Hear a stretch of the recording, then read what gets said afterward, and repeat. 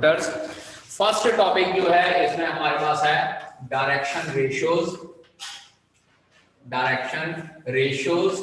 And direction cosines. Direction ratios and direction cosines, ठीक है। अब डायरेक्शन कोसाइन क्या होते हैं? कोई भी जो एंगल है वो किसी कोई भी वेक्टर है अगर डिफरेंट एक्सिस के साथ जो एंगल बनाता है, x axis, y axis, z axis, तो उसका कोसाइन ले लेते हैं, then that is known as direction cosine. Vectors के चैप्टर में हमने किया। और डायरेक्शन रेशियो क्या है? Direction ratio is anything which is proportional to direction cosines. Generally direction ratios जो होती है उसको हम लोग स्मॉल a, स्मॉल p और स्मॉल c से डिनोट करते हैं, एंड डायरेक्शन कोसाइन को हम लोग l, m और n से डिनोट करते हैं। और एक हम लोगों ने प्रॉपर्टी पढ़ी थी इसमें कि l square plus m square plus n square is always equals to 1, but a square plus b square plus c square is not equals to 1। और l, m, n, l हमारे पास क्या होता है? a over under root of a square plus b square plus c square, and m is equals to b over under root of a square plus b square plus c square, and similarly n is equals to c over under root of a square plus b square plus c square। मतलब क्या है कि जो हमारे पास direction cosines हैं उसको आपको उसके मैग्नीट्यूड के साथ अगर हम लोग डिवाइड कर देते हैं तो हमारे पास डायरेक्शन कोसाइन आ जाता है, otherwise we are having direction ratio. और नेचुरल सी बात है, जब इन तीनों को स्क्वायरिंग करके एडिंग करेंगे तो हमारे पास l square plus m square plus n square is equals to 1 होगा, ठीक है जी। अब इसमें एक एडिशनल हमारे पास इंफॉर्मेशन होती है, direction ratios and direction cosines of line joining 2 points, चाहे लाइन ज्वाइनिंग 2 पॉइंट्स चाहे वेक्टर ज्वाइनिंग 2 पॉइंट्स, ठीक है जी। तो हम लोग लिखते हैं direction ratios of line joining 2 points. 2 points को ज्वाइन करने वाली लाइन के डायरेक्शन रेशियोज क्या हो जाएंगे? लेट अस सपोज हमारे पास इस तरह से 3 डायमेंशनल ज्योमेट्री है।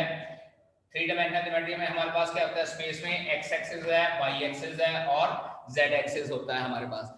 x एक्सिस, y एक्सिस और z एक्सिस है, this is x, y and z। और यहाँ पे कोई पॉइंट है, this one is a point जिसके कोऑर्डिनेट x1, y1 और z1 है, और दूसरा पॉइंट b है जिसके कोऑर्डिनेट्स हैं x2, y2 and z2। So if we want to find out the direction ratios of the line segment AB, it will be given by direction ratios is equals to x2 minus x1, comma y2 minus y1, comma z2 minus z1। और मैंने आपको बोला था यहाँ तो इसको बिना bracket के रखते हैं या इस तरह से स्पेशल ब्रैकेट लिखी जाती है।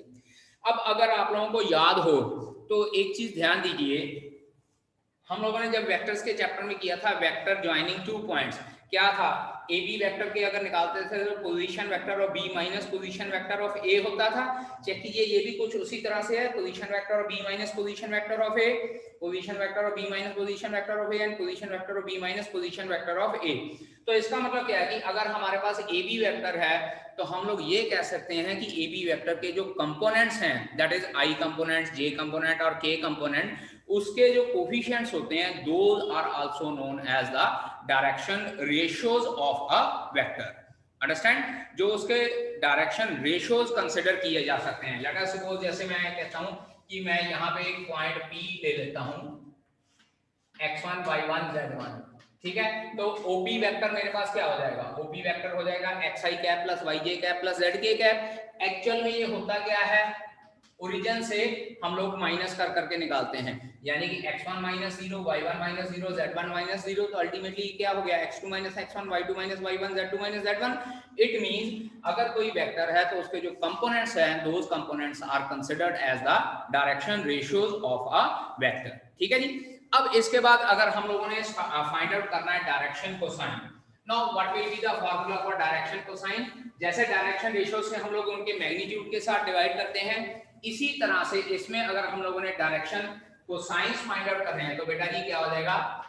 DCs will be, पहला हो जाएगा x2 minus x1 divided by under root of x2 minus x1 whole square plus y2 minus y1 whole square plus z2 minus z1 whole square, comma अब की बार दूसरा y वाला क्या हो जाएगा? y2 minus y1। y2 minus y1 over, similarly ये सारी की सारी चीज फिर से यहाँ पे लिख लेनी है।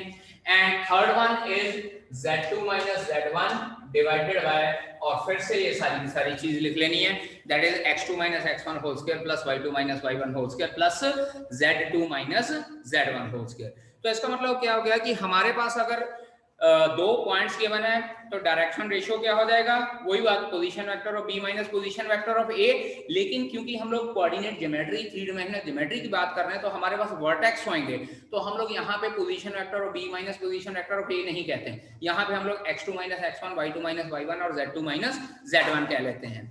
लेकिन अगर ये वेक्टर्स की फॉर्म में दिए होंगे तो हम लोग इसको position vector of B minus position vector of A के हिसाब से लिख सकते हैं। ठीक है बेटा जी, अंडरस्टैंड।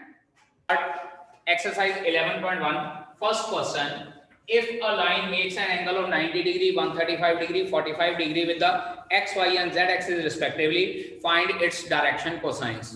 सीधी सी बात है, L क्या हो जाएगा, cos of 90 डिग्री, M क्या हो जाएगा, cos of 135 degree and N क्या हो जाएगा, cos of 45 डिग्री। क्योंकि यहाँ पे हम लोगों को ऑलरेडी एंगल्स दिए हुए हैं कि x एक्सिस, y एक्सिस और z एक्सिस के साथ क्या एंगल बना रहे हैं, डायरेक्टली कोसाइन फाइंड आउट करना है। सो L की वैल्यू हमारे पास 0 हो जाएगी, M की वैल्यू cos 135 को 180 माइनस 45 लिख सकते हैं, so it will become M is equals to minus of 1 by root 2, क्योंकि 180 minus theta minus cos theta होता है, और cos 45 N की value 1 by root 2, therefore DCs are क्या हो जाएगी, 0, 1 by root 2 and minus 1 by root 2। Understand? So this will be your answer for the first question। अब second question हमारे पास है, again important question for 2 marks। 2 marks के लिए second question important है। Find the direction cosine of a line which makes equal angle with the coordinate axis। coordinate axis के साथ equal angle बनाता है, because the line makes equal angle with coordinate axis, equal angle with coordinate axis is equals to alpha से, मतलब consider कर लेते हैं कि वो एंगल अल्फा बना रहा है, then L will be equals to cos alpha, M will be equals to cos beta and N will be equals to cos gamma। और तीनों केस में हमारे पास बीटा और गामा की बजाय हम लोग अल्फा ही लिख लेंगे, क्योंकि एंगल तीनों का सेम बना रहा है। Also we know that also L square plus M square plus N square is equals to 1 होता है, जी प्रॉपर्टी है डायरेक्शन कोसाइन की। तो L और M और N की वैल्यू इसमें पुट करते हैं, it implies cos square alpha plus cos square alpha plus cos square alpha is equals to 1। It implies हमारे पास क्या हो जाएगा, 3 time cos square alpha is equals to 1, और यहां से cos स्क्वायर अल्फा या cos अल्फा की वैल्यू क्या आती है, plus minus 1 by root 3। Plus minus का साइन इसलिए लिखा है क्योंकि स्क्वायर रूट है, और स्क्वायर रूट में जब हम लोग लेते हैं तो प्लस का साइन भी आ सकता है और माइनस का साइन भी। हम लोग को ये नहीं कहा कि जो एंगल है वो एक्यूट एंगल ही बन रहा है, एक्यूट एंगल भी कंसीडर कर सकते हैं, ऑब्ट्यूज एंगल भी कंसीडर कर सकते हैं। Therefore direction cosines are L is equals to plus minus 1 by root 3, M is equals to plus minus 1 by root 3 and N is equals to plus minus 1 by root 3। और collectively लिखना है तो इस तरह से plus minus 1 by root 3 plus minus 1 by root 3 plus minus 1 by root 3, इस तरह से हम लोग डायरेक्शन कोसाइंस लिख सकते हैं। ठीक है बता जी। In the third question it is given that if a line has the direction ratios हम लोग को given है -18, -12, -4, find out its direction cosines।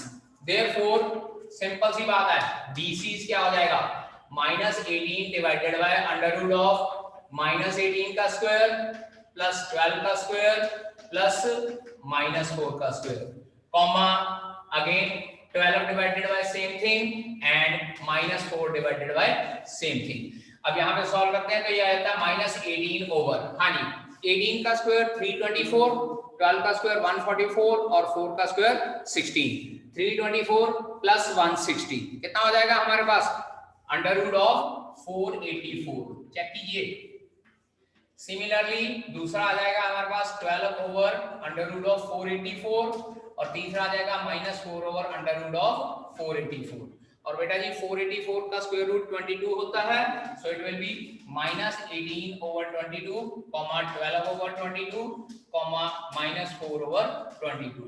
इसके बाद 2 के टेबल पे हम लोग इसको कैंसिल कर सकते हैं, it will B -9 over 11 comma 6 over 11 comma -2 over 11। Therefore the direction cosine will be -9 by 11, 6 by 11 and -2 by 11 हो सकता है। ठीक है जी, ओके स्टूडेंट्स।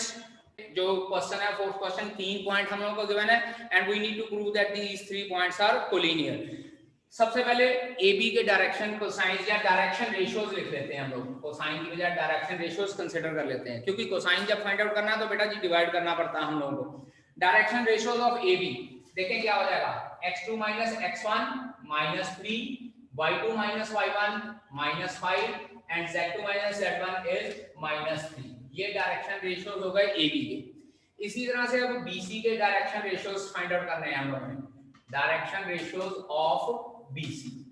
अब BC के डायरेक्शन रेशियोज फाइंड आउट करते हैं, x2 - x1 is 6, y2 - y1 is 10 and z2 - z1 is again 6. Clearly direction ratios of BC are -2 times direction ratios of AB। Check कीजिए जरा, अगर AB के direction ratios को मैं -2 से मल्टीप्लाई कर देता हूं तो मेरे पास डायरेक्शन रेशियोज BC के आ रहे हैं, तो इट मींस हम लोग क्या कह सकते हैं, the 3 points A, B and C are collinear. Vectors के केस में भी हम लोगों ने यही कहा था कि रेशियो सेम होनी चाहिए, A1/A2, B1/B2, C1/C2, और अभी हम लोगों ने कंसीडर किया कि A1, B1, C1 या A1 और A2, B2, C2 क्या होते हैं, डायरेक्शन रेशियोज होते हैं। तो इसका मतलब अगर डायरेक्शन रेशियोज इनके प्रोपोर्शनल हैं, hence A, B and C are collinear.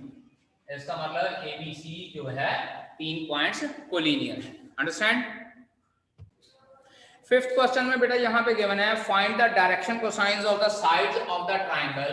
एक ट्रायंगल है इस तरह से ABC और उसके हम लोगों को वर्टेक्स गिवन है, A के वर्टेक्स हैं 3, 5, -4, B के vertices are given as -1, 1 and 2 and the vertices of C are -5, then -5 and -2।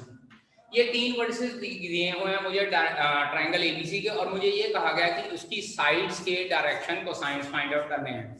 Sides के डायरेक्शन को साइन फाइंड आउट करने मतलब पहले हम लोग साइड्स की डायरेक्शन रेशियोज फाइंड आउट करेंगे, डायरेक्शन रेशियोज ऑफ AB, उसके बाद डायरेक्शन रेशियोज ऑफ BC और उसके बाद डायरेक्शन रेशियोज ऑफ, चाहे AC लिख लीजिए चाहे CA लिख लीजिए, क्योंकि यहाँ पे हम लोग वेक्टर की बात नहीं कर रहे हैं। AB वेक्टर के डायरेक्शन रेशियोज क्या हो जाएंगे, देखिए -1 - 3 is -4, 1 - 5 is -4 and 2 + 4 is 6।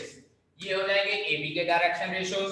BC के डायरेक्शन रेशियोज -5 + 1 4, माइनस का -5 - 1 -6 और उसके बाद -2 इज -4। ये हमारे पास BC के direction ratios. And then AC के डायरेक्शन रेशियोज -5 - 3 इज -8, -5 - 5 -10, -2 + 4 इज 2। तो accordingly direction cosines find out करने हैं, तो डायरेक्शन कोसाइन के लिए पहले हम लोग AB वेक्टर का AB की मैग्नीट्यूड फाइंड आउट कर देते हैं, या डायरेक्टली हम लोग क्या लिख सकते हैं, BCs of, therefore BCs of AB। AB की BCs क्या हो जाएंगे, सबसे पहले -4 ओवर डिवाइड करते हैं हम लोग, -4 का स्क्वायर प्लस -4 का स्क्वायर प्लस 6 का स्क्वायर, कॉमा फिर से -4 ओवर एंड 6 ओवर। ठीक है जी, it will be equals to -4 over, हाँ जी 16 + 16 32 + 36 68 हो जाएगा, √68। दूसरा क्या हो जाएगा, फिर से -4 ओवर √68 और तीसरा 6/√68। √68 को हम लोग 2/17 लिख लेते हैं, 17 4 का 68 होता है। सो -4/2/17 -4/2/17 and 6/2/17।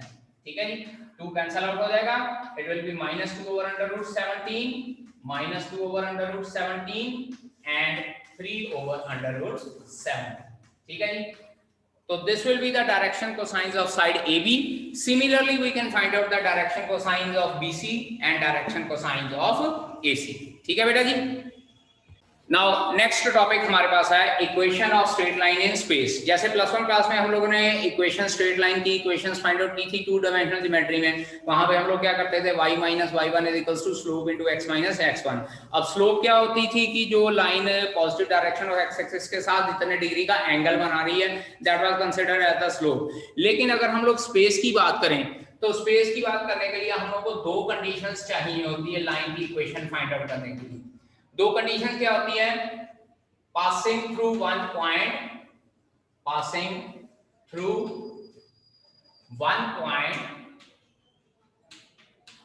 and has given direction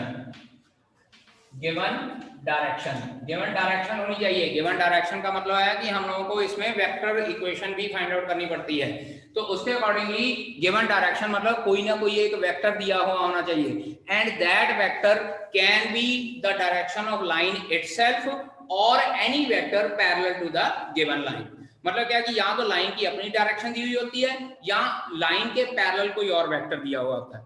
और एक बात याद रखिएगा, पैरेलल वेक्टर्स में हमारे पास डायरेक्शन रेशियो सेम होते हैं, तो चाहे वेक्टर पैरेलल गिवन हो या लाइन गिवन हो, उसके डायरेक्शन रेशियोस हम लोग यूज कर सकते हैं। दूसरी बात, it passes through 2 points, passing through 2 points।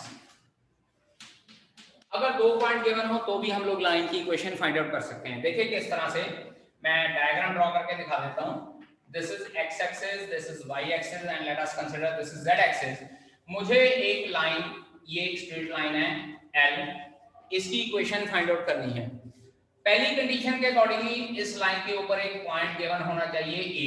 let us consider A के कोऑर्डिनेट्स हैं x1, y1 एंड z1। ठीक है जी। दूसरा, मुझे एक लाइन, इसकी डायरेक्शन दी हुई होनी चाहिए, या तो वो डायरेक्शन इसके ऊपर ही गिवन होनी चाहिए इस तरह से, ठीक है जी, या क्या है कि एक any other parallel vector b vector दिया हुआ होना चाहिए जिसकी डायरेक्शन रेशियोज मैं इसके लिए यूज कर सकूं।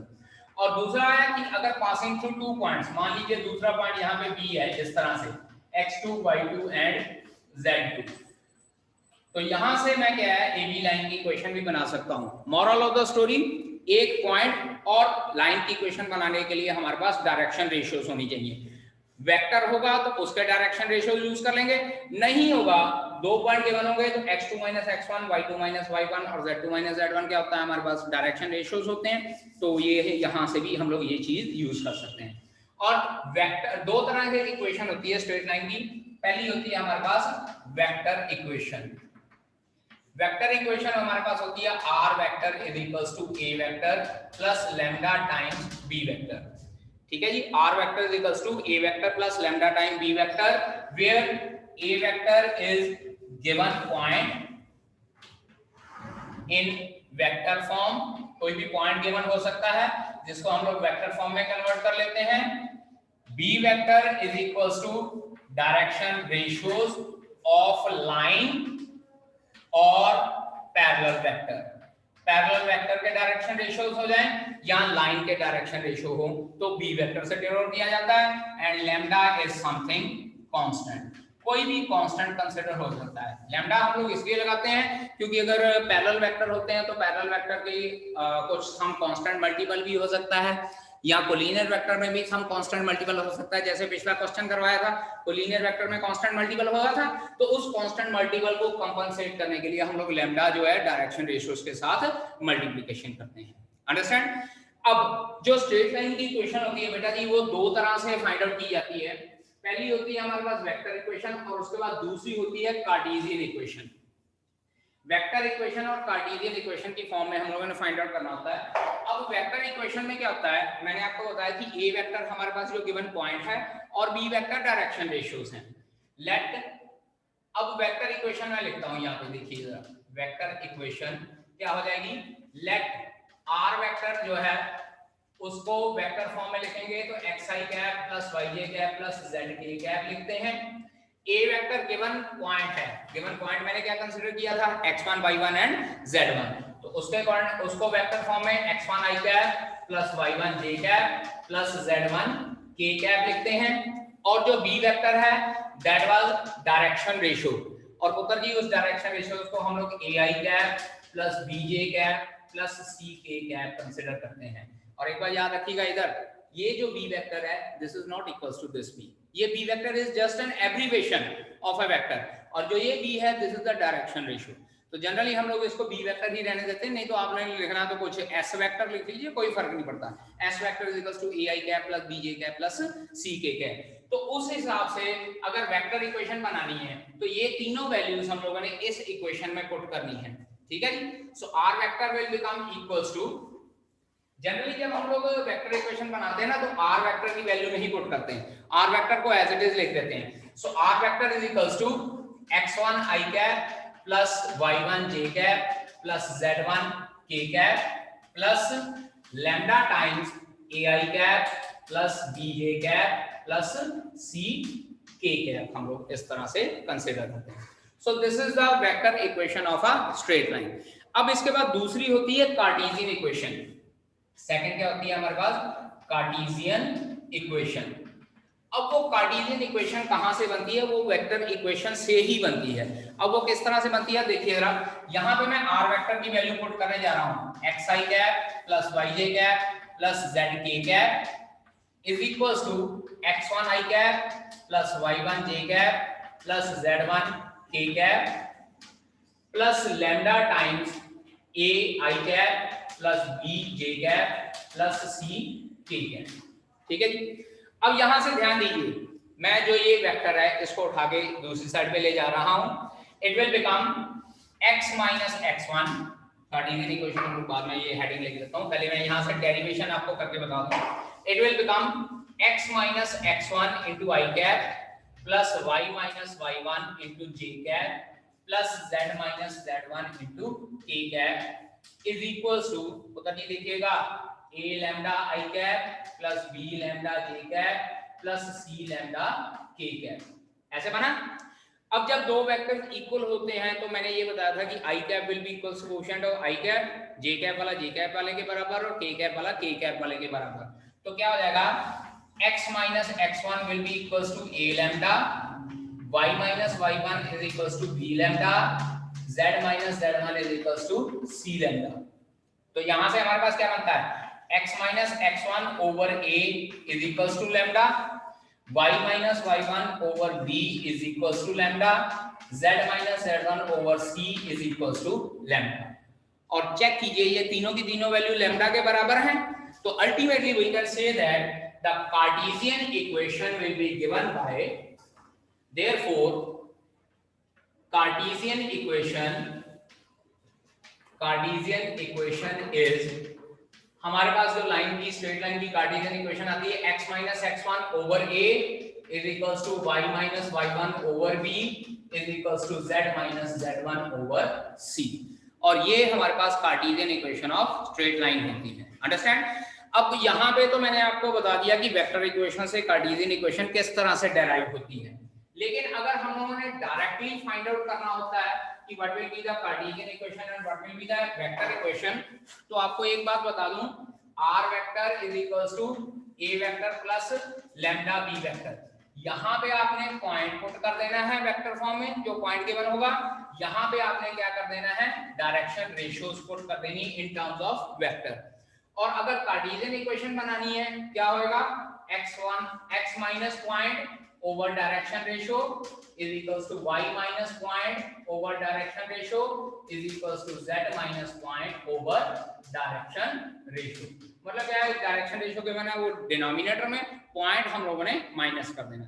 And most important thing for this is, सबसे ज्यादा इंपॉर्टेंट चीज क्या होती है, एक्स वाई जेड इनके कोफिशिएंट +1 होने चाहिए, एक्स वाई जेड के कोफिशिएंट +1 होने चाहिए, और अगर +1 नहीं है तो आप लोगों ने उस नंबर को डिनोमिनेटर के साथ डिवाइड कर देना, मतलब कह देना divide numerator and denominator by that number.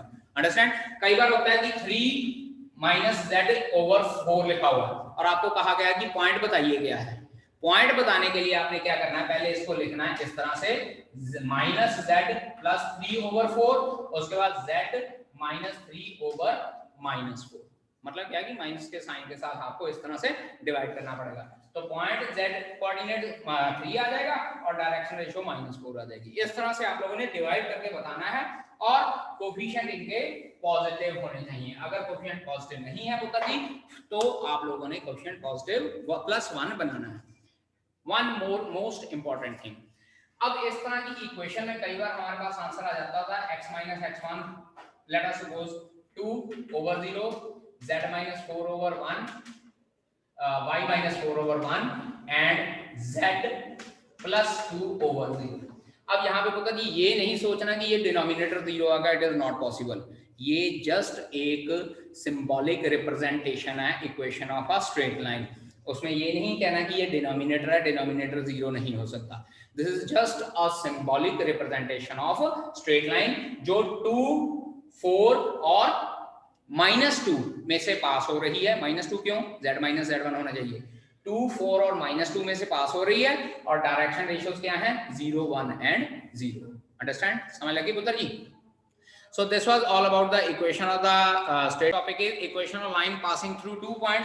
Simple सी बात है, कैपिटल A एक पॉइंट है x1 y1 z1, और कैपिटल B मेरे पास दूसरा पॉइंट है x2 y2 z2। ठीक है जी? तो इक्वेशन ऑफ स्ट्रेट लाइन क्या हो जाएगी? That will be equals to r vector is equals to a vector plus lambda time b vector minus a vector.